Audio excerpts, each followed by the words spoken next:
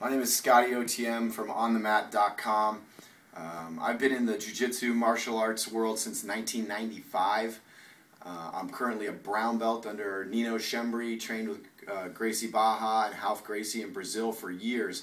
I've known Tim Crater since both of us were a white belt back in the early 90s. We spent some time together in Brazil, training together. I learned a lot of jiu-jitsu from him. He's really proven to be one of the early American rising stars.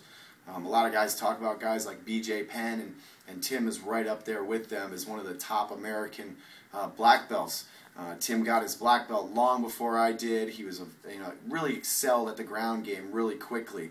I remember one time when we were down in Brazil, we were training at the world famous Brazilian top team location, Abe Bay, and I went over there to meet with Tim and interview him to put him on my website, OnTheMat.com.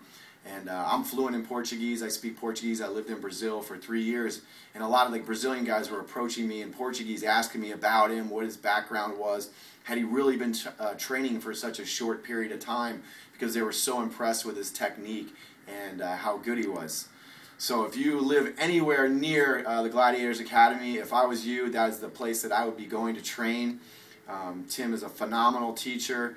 He is also a phenomenal athlete and very, very, very good at what he does. He's taken the jiu-jitsu and he's taken it into MMA. He was featured on the Ultimate Fighter show. He was featured on MTV's Caged amateur MMA show as one of the top coaches on that. He was also the part of the feature documentary Fightville that's playing on Showtime. So there's not a more talented guy that I could recommend that you take a part of your life and you go and train with him. Go check out their academy, spend some time on the mat with them. I guarantee you there's no better training around.